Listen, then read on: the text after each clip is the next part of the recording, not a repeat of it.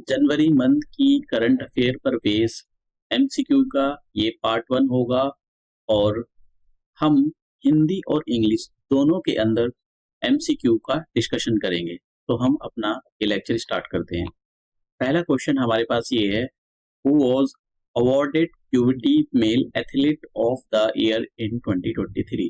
तो आप देख सकते हो एक साइड हिंदी है और दूसरी साइड इंग्लिश है। तो जिनको हिंदी में अटेम्प्ट करना है वो हिंदी में अटेम्प्ट कर सकते हैं, जिनको इंग्लिश में अटेम्प्ट करना है वो इंग्लिश में अटेम्प्ट कर सकते हैं। तो हिंदी वाले भी देख सकते हैं कि 2023 में purity male athlete of the year को किसे पुरस्कृत किया गया था। तो सही आंसर इसका ये है विराट कोहली। देखिए जब पोलिंग हुई तो ये जो मैसी हैं, मैसी मोस्ट ऑफ टाइम यही जीतते थे, लेकिन इस बार विराट कोहली की पॉपुलैरिटी इतनी थी कि इन्होंने इनको हराकर ये जो अवार्ड था ये अपने नाम कर लिया। तो इसका सही आंसर है विराट कोहली। तो हिंदी वाले देख सकते हैं इसका ख आंसर होगा और इंग्लिश वाले देख सकते हैं इसका बी आंसर होगा।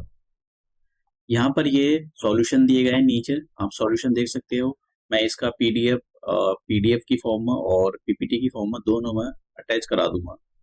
दूसरा क्वेश्चन ये है कि what is the theme of the international women's day in 2024। तो यहाँ पर हमको ये बताना है कि जो 2024 में इंटरनेशनल वीमेन डे सेलिब्रेट किया गया था उसकी थीम क्या थी।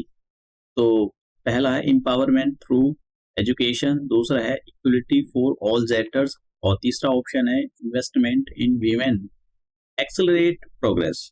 फोर्थ ऑप्शन है ब्रीजिंग द जेंडर गैप। तो जिनको आंसर पता है इंग्लिश में वो इंग्लिश में अटेम्प्ट कर सकते हैं और जिनको हिंदी में करना है वो हिंदी में अटेम्प्ट कर सकते हैं। 2000 जैसे कि हिंदी वाले दे सकते हैं 2024 में अंतर्राष्ट्रीय महिला दिवस का थीम क्या है। तो आप यहाँ पर जिनको हिंदी में अटेम्प्ट करना है वो हिंदी में अटेम्प्ट कर सकते हैं और अपना आंसर देख सकते हो। सही आंसर इसका जो है invest in women accelerate progress. तो इंग्लिश वालों के लिए सी आंसर है और हिंदी वालों के लिए भी इसका ग आंसर है। महिलाओं में निवेश प्रगति को तेज करें, तो ये इसका आंसर ग हो गया। और इसका आप ये यहाँ पर सॉल्यूशन देख सकते हो। Next question, which film one the Oscar for best picture in 2024। English और हिंदी वाले दोनों एक साथ ट्राई कर सकते हैं, चाहे वो हिंदी और इंग्लिश कैसे भी ट्राई करें। तो पहला ऑप्शन है ओपनहाइमर, दूसरा ऑप्शन है पुअर थिंग्स, तीसरा ऑप्शन है ड्यून और डी ऑप्शन है the power of the dog. Hindi वाले देख सकते हैं 2024 में ऑस्कर फॉर बेस्ट पिक्चर किस फिल्म को मिला था। तो आप देख सकते हो, देखिए इस बार जो 2024 में ऑस्कर मिला था वो ओपनहाइमर जो मूवी है ये सबसे बेस्ट मूवी है, तो इसी को सबसे बेस्ट मूवी का अवार्ड मिला है। तो यहाँ पर हिंदी वालों के लिए आंसर हो जाएगा। और इसका जो मतलब इसमें जो एक रोल प्ले करा है, जिस भी एक्टर ने रोल प्ले करा है उसको बेस्ट एक्टर का अवार्ड मिला है। तो नेक्स्ट क्वेश्चन इसी से रिलेटेड होगा। नेक्स्ट क्वेश्चन की ओर चलते हैं। नेक्स्ट क्वेश्चन ये है कि who receive the Oscar for best director at 2024 ceremony. देखिए ऑस्कर जब ये हुआ तो सबसे बेस्ट मूवी जो थी वो ओपनहाइमर थी और इसके जो डायरेक्टर थे क्रिस्टोफर नोलन। क्रिस्टोफर नोलन जो है वो साइंस फिक्शन की मूवी बनाने के लिए जाने जाते हैं और ये बहुत अच्छी मूवी बनाते हैं। चाहे इनकी आप कोई सी भी मूवी उठा कर देख लो, बहुत मतलब ऑस्कर विनर मूवी ही बनाते हैं ये। तो इस बार जो बेस्ट डायरेक्टर का जो खिताब मिला है वो क्रिस्टोफर नोलन को मिला है। तो हिंदी वाले भी देख सकते हैं, इंग्लिश वाले के लिए आंसर ए होगा और हिंदी वालों के लिए आंसर का होगा। Next, the winner of the best actor Oscar in 2024 was. तो अब हमको ये बताना है कि देखिए क्वेश्चन कैसे भी आ सकता है, तो मैंने पॉसिबल क्वेश्चन बनाए यहाँ पर कि कैसे क्वेश्चन पूछे जा सकते हैं। तो इस बार जो 2024 का ऑस्कर अवार्ड था उसके अंदर जो बेस्ट एक्टर था वो कौन था। तो आपको इसमें से बताना है कि इसमें से कौन था। देखिए इसमें मैंने कहा कि ओपन हाइमर जो थी तो इस बार की बेस्ट मूवी थी ऑस्कर के लिए, और उसका जो डायरेक्टर था उसको बेस्ट डायरेक्टर का अवार्ड मिला। और उसमें जिसने इस मूवी में एक्टिंग की है, जिसमें मेन रोल प्ले किया गया है जिस एक्टर ने, उसका नाम था सिलियन मर्फी। तो इन्होंने ओपनहाइमर का रोल प्ले किया है, आप भी देखना, ये बहुत अच्छी मूवी है। तो सिलियन मर्फी जो इसका है आंसर है, सिलियन मर्फी इसका आंसर है। तो हिंदी वाले देख सकते हैं इसका क आंसर है। मैंने आंसर हिंदी और इंग्लिश में दोनों सेम ही रखे हैं, ऐसा नहीं कि ऊपर नीचे कर दिया इंग्लिश और हिंदी का, सेम ट्रांसलेशन है। नेक्स्ट क्वेश्चन है, Emma Stone won the Oscar for the best actress for her role in. तो इस बार जो ऑस्कर हुआ था 2024 का, उसमें जो बेस्ट एक्ट्रेस थी वो ईमा स्टोन थी, और इनको किस मूवी के लिए अवार्ड मिला है, तो आपको ये बताना है। आप हिंदी और इंग्लिश दोनों में देख सकते हो। तो इन्होंने जो रोल प्ले किया है वो पुअर थिंग्स मूवी थी, इन्होंने उसमें रोल प्ले किया है। ये भी काफी अच्छी मूवी है, आप देख सकते हो उसको। तो सही आंसर हो जाएगा इसका, यहाँ पर तो सी हो जाएगा और यहाँ पर हो जाएगा इसका तो। अब ये मैंने यहाँ पर सॉल्यूशन दिए हुए हैं, आप देख सकते हो। देखिए सारे तो याद करना ये पॉसिबल नहीं होता है। आप बेस्ट एक्टर, बेस्ट डायरेक्टर और बेस्ट एक्ट्रेस, इन कुछ चीजों, मतलब 4-5 चीजें हैं, अगर आप उनको याद कर लेते हो तो हो सकता है कि उसी में से क्वेश्चन आ जाए। अभी तक जो इसी टाइप के क्वेश्चन पूछे गए हैं, ये तो बहुत मुश्किल हो जाता है कि आपसे बेस्ट एनिमेटेड शॉर्ट फिल्म ऐसे क्वेश्चन पूछे जाएं। देखिए अपने आप में बहुत मुश्किल हो जाता है, ये प्रैक्टिकली पॉसिबल नहीं होता है, इसलिए वो हर चीज पर क्वेश्चन बनाना, फ्रेम करना, ये मुश्किल हो जाता है। Next question, in which Indian state is Vadnagar located. देखिए ये करंट अफेयर पर इसलिए क्वेश्चन बनता है क्योंकि बंदनगर जो है गुजरात के अंदर लोकेट करता है, और यहाँ पर ओल्डेस्ट सिटी मिली है, समझ गए आप। तो इसीलिए ये फेमस, इसीलिए इस पर क्वेश्चन बन सकता है कि आपसे पूछा जा सकता है बंदनगर अभी न्यूज में था, ये कौन से स्टेट में है, तो ये गुजरात स्टेट में है। तो बंदनगर किस भारतीय राज्य में स्थित है, तो इसका आंसर हो जाएगा गुजरात, यहाँ पर आंसर हो जाएगा बी। और इसका आप सॉल्यूशन देख रहे हो, India's oldest city found in Vadnagar Gujarat. तो ये इसका मतलब इसीलिए यहाँ पर करंट अफेयर बनता है ये। नेक्स्ट क्वेश्चन, कि what was the theme for the Republic day in 2024। इस टाइप के क्वेश्चन पास्ट में पूछे गए और अभी भी पूछे जाएंगे, अगर आप कंपटीशन के पेपर उठाकर देखो तो हिंदी में देख सकते हो 2024 में गणतंत्र दिवस के लिए थीम क्या थी। तो इस बार की जो थीम थी वो विकसित भारत पर यानी डेवलप इंडिया पर थीम थी। और जिन्होंने जो रिपब्लिक की जो परेड होती है वो देखी हो तो उनको पता भी होगा। तो आंसर जो है इसका विकसित भारत। तो हिंदी वालों के लिए उसका आंसर हो जाएगा ग, और हिंदी वालों के लिए इसका, वो इंग्लिश वालों के लिए इसका आंसर हो जाएगा B. Next, who was the chief guest for the Republic Day celebration in 2024। तो इस बार के जो चीफ गेस्ट थे वो फ्रांस के जो प्रेसिडेंट है वो थे इमैनुअल मैक्रोन। और हिंदी में भी देख सकते हो 2024 में गणतंत्र दिवस के उत्सव के लिए मुख्य अतिथि कौन थे। तो फ्रांस के प्रेसिडेंट थे इमैनुअल मैक्रोन। अब यहाँ पर मैंने नोट्स दिए गए हैं, तो आप देख सकते हो न थीम भी दी हुई है, प्रेसिडेंट ये भी दिया हुआ है।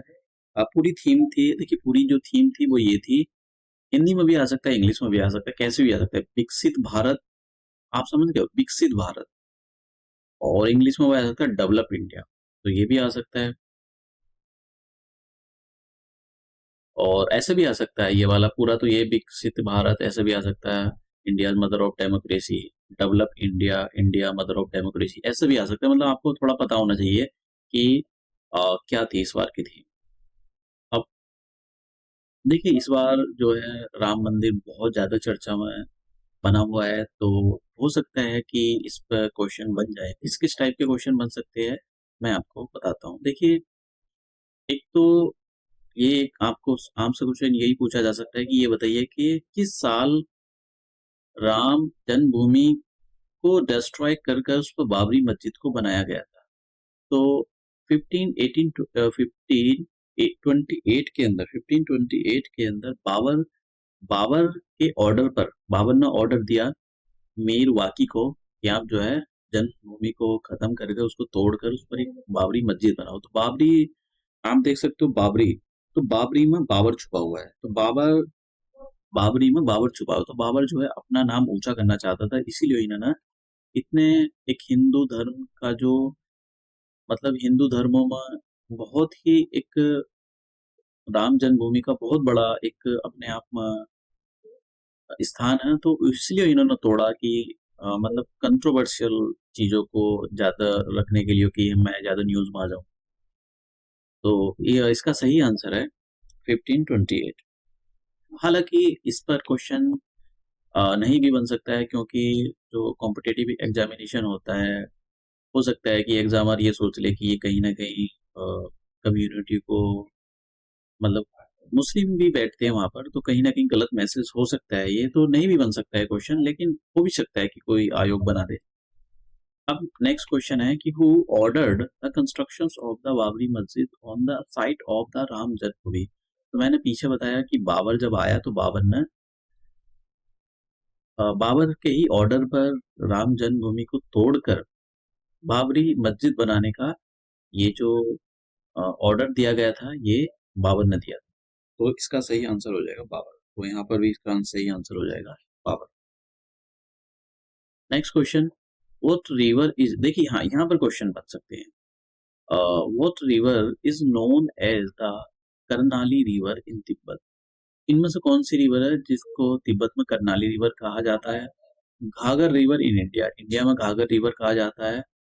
लोअर घाघर इन अवध, अगर आप अवध में आओगे तो उसको लोअर घाघर कहा जाता है। तो इनमें से कौन सी रिवर है। तो हिंदी वाले भी देख सकते हैं तिब्बत में,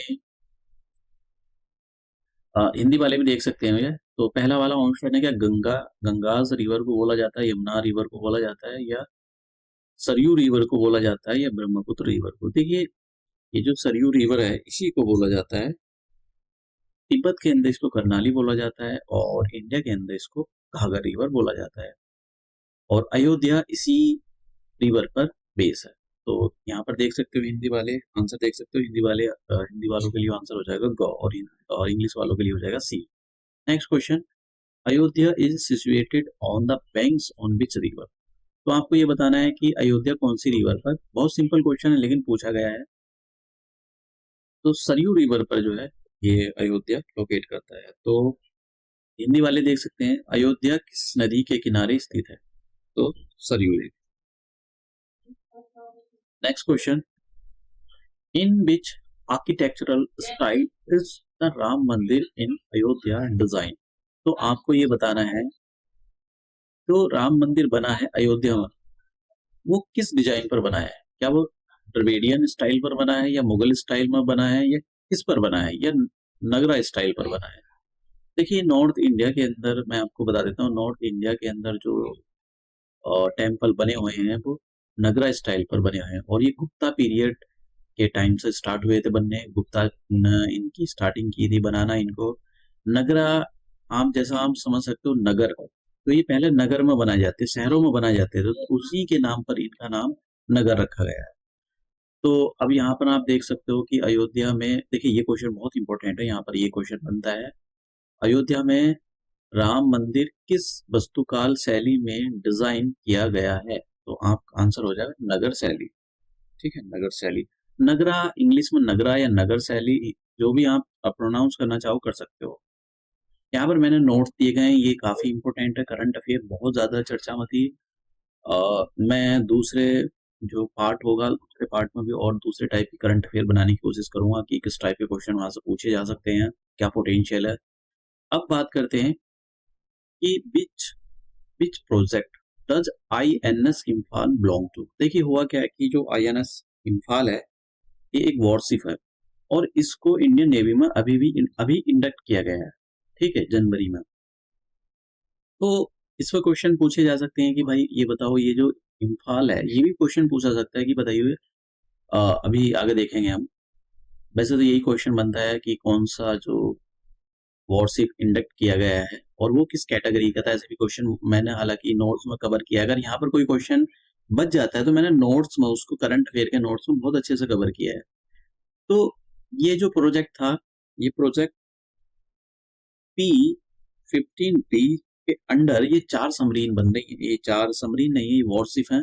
4 वॉरशिप बन रहे हैं, जिसमें से तीसरा वॉरशिप जो है अब इंडियन नेवी के अंदर इंडक्ट कर लिया गया है, मतलब उसको कमीशन कर लिया गया है। तो अब यहाँ पर जो ये हिंदी वाले हैं, हिंदी वाले भी देख सकते हैं, इसका आंसर जो होगा हाँ होगा। अब देखिए, मैंने यहाँ पर जैसे मैंने कहा कि प्रोजेक्ट 15B के बारे में दे रखा है। तो पहला वाला जो था वॉरशिप, वो INS विशाखापट्टनम था। दूसरा जो था मोरगांव था। और ये जो तीसरा था INS इम्फाल। जो फोर्थ होगा वो INS सूरत। इसको इंडक्ट किया जाएगा, उसको जो हमारी नेवी है, इंडियन नेवी है, उसके अंदर उसको कमीशन किया जाएगा। तो आप यहाँ पर देख सकते हो ये डेस्ट्रॉय, ये जो है जो शिप है, ये वॉर शिप है, ये डेस्ट्रॉयर शिप है। आप समझ गए। तो प्रोजेक्ट आपसे पूछा जा सकता है कि भाई, ये भी पूछा जा सकता है, बताओ कि ये जो INS इम्फाल जो अभी शिप इंडक्ट किया गया है, ये क्या है? डेस्ट्रॉयर है क्या? ये हेलीकॉप्टर है क्या? है ये ऐसा पूछा जा सकता है आपसे घुमा फिरा कर। क्योंकि क्वेश्चन पूछे गए हैं ऐसे घुमा फिरा कर, तो सिंपल क्वेश्चन होते हैं। अगर नहीं पता है तो फिर यही डिफिकल्ट बन जाते हैं। अब नेक्स्ट क्वेश्चन है कि in Henley passport index for 2024 what is the India's rank. अब ये जो अभी जनवरी में हेनली पासपोर्ट इंडेक्स, ये हर साल अपना जो है इंडेक्स जारी करते हैं, तो इन्होंने जनवरी में इस बार रिलीज किया था। तो इस बार इंडिया की जो रैंक है इम्प्रूव हुई है। तो आपको ये बताना है कि इंडिया की रैंक क्या थी। तो इस बार जो इंडिया की रैंक थी वो 80 थी। 18th नहीं, 80th, 80वें स्थान पर। तो इसका आंसर हो जाएगा ग। हिंदी वालों के लिए हो जाएगा ग और इंग्लिश वालों के लिए हो जाएगा। अब ये मैंने यहाँ पर नोट दिया गया, बस आपको और कुछ करने की जरूरत नहीं, बस आपको रैंक ही याद करनी है। इसमें से और किसने जारी किया, क्या किया, कोई लेना देना नहीं है आपको, बस इसी की रैंक बहुत जरूरी, क्योंकि इस पर क्वेश्चन पूछे गए हैं। Next question, who is said to receive the Uttar Pradesh Gaurav Samman from the government. तो आपको ये बताना है कि, क्योंकि ये बहुत इंपॉर्टेंट करंट अफेयर है, कि जो गौरव सम्मान अवार्ड होता है वो उत्तर प्रदेश गवर्नमेंट देती है। ठीक है, तो ये किस किस को मिला है, तो आपको उनके नाम बताने। देखिए, इस बार का जो, एक तो नवीन तिवारी जी हो गए, इनको मिला है। नवीन तिवारी जी ने 2 स्टार्टअप किए और दोनों 2.2 बिलियन के बन गए हैं। मतलब इन्होंने काफी एक बहुत मेहनत की है 2 स्टार्टअप को बनाने में। तो काफी मतलब एक बोल सकते हो इन्होंने बहुत अच्छा काम किया है। तो एक तो नवीन तिवारी जी को मिला है, और दूसरा ये कानपुर के हैं, ये जो है एंटरप्रेन्योर बिजनेसमैन है। और जो दूसरा अवार्ड मिला है वो रीतू कारीधाल श्रीवास्तव को मिला है। तो अब ये जो है, इन्होंने इसरो में एक बहुत बड़ा रोल प्ले करा है। ठीक है, तो आप पढ़ सकते हो इनके बारे में। तो इसी बार इन दोनों को ये अवार्ड मिला है। तो आंसर कौन सा हो जाएगा इस बार अपना? सी। तो इसके हिसाब से हो जाएगा ग आंसर।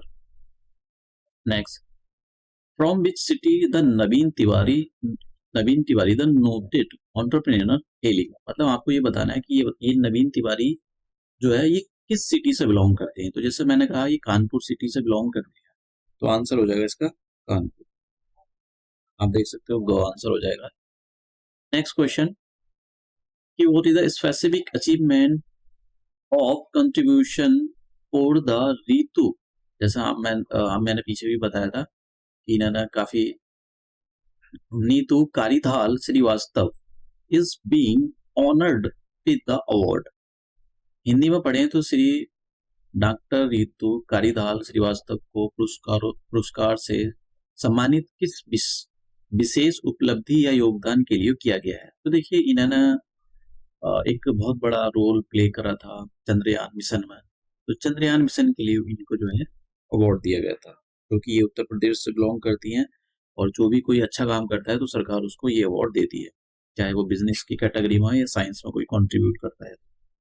अब मैंने यहाँ पर ये नोट्स दिए गए हैं। देखिए, नोट्स मैंने हिंदी में नहीं बनाए, मैंने MCQ हिंदी और इंग्लिश बाईलिंगुअल लैंग्वेज में फॉर्म करे हैं। अब next question, What is the specific award given to 60 parachute filled hospital in 2024?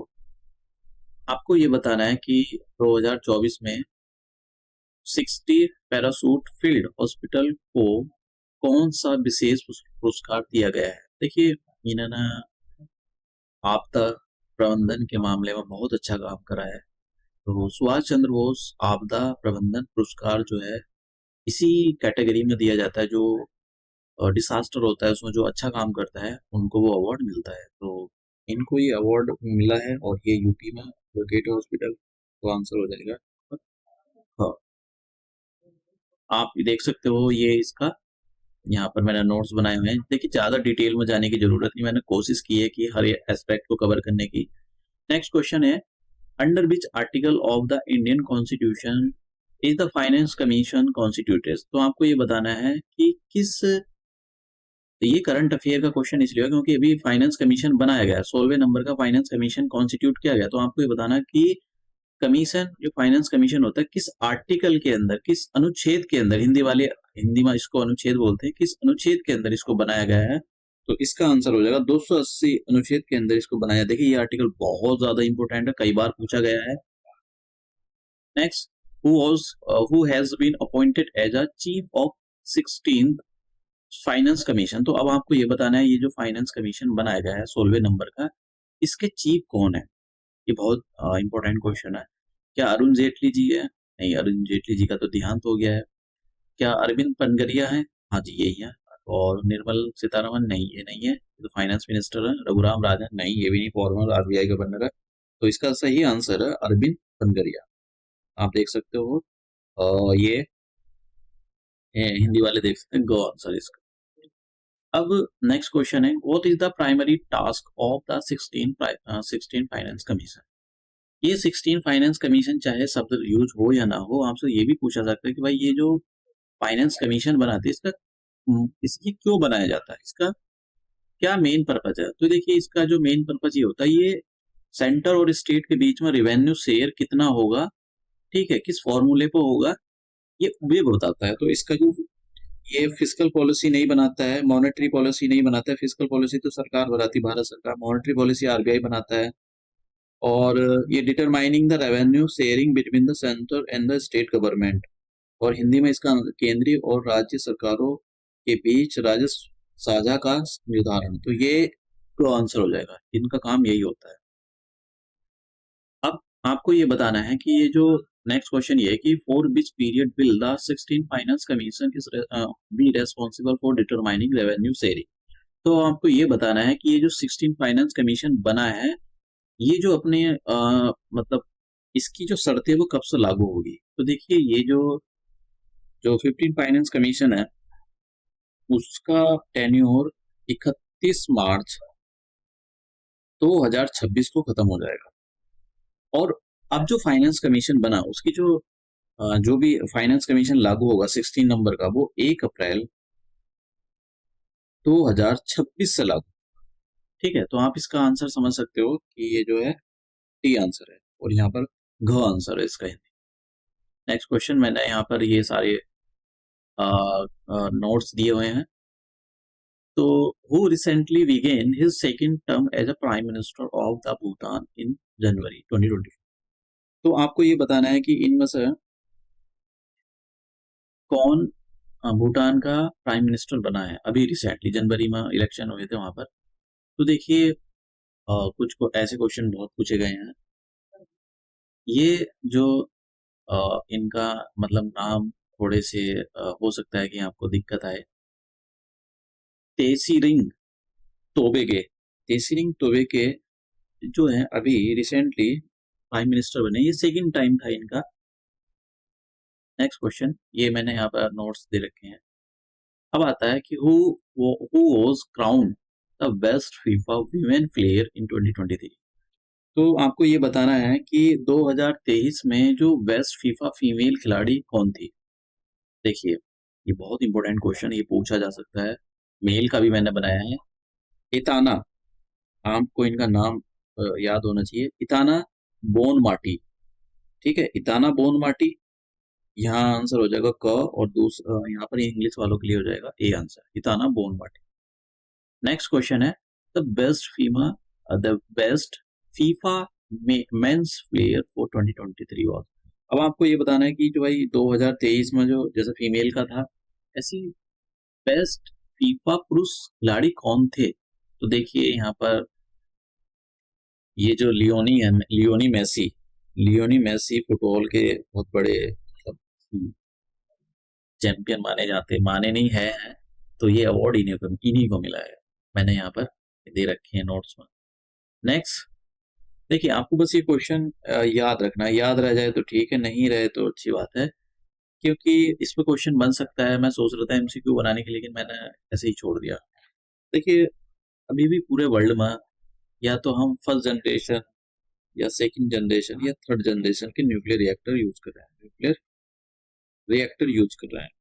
Fourth generation का न्यूक्लियर रिएक्टर वर्ल्ड में अभी किसी के पास भी नहीं है। Even United state of America के पास भी नहीं है, रशिया के पास भी नहीं है, और चाइना ने फोर्थ जनरेशन का न्यूक्लियर रिएक्टर स्टार्ट कर दिया है। ठीक है, मतलब बनाकर भी स्टार्ट कर दिया है। तो चाइना टेक्नोलॉजी के मामले में बहुत आगे चल रहा है। लोग कहते हैं कि इंडिया को चाइना से सीखना चाहिए। चाइना काफी टेक्नोलॉजी के मामले में बहुत आगे है। हम बोलते रहते हैं चाइनीज माल। चाइना बहुत आगे है।